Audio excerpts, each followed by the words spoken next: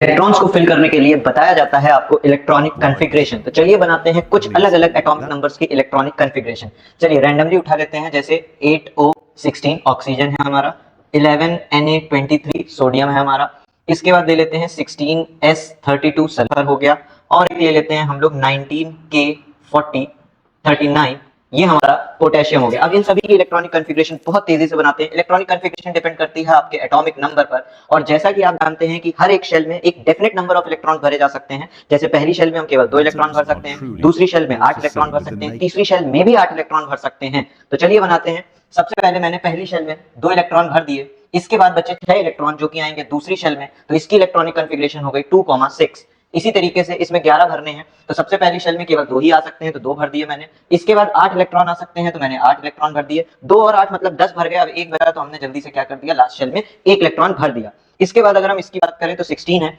तो 2 पहली शेल में, दूसरी शेल में 8, और तीसरी शेल में फिर से 6 इलेक्ट्रॉन भरे जा सकते हैं।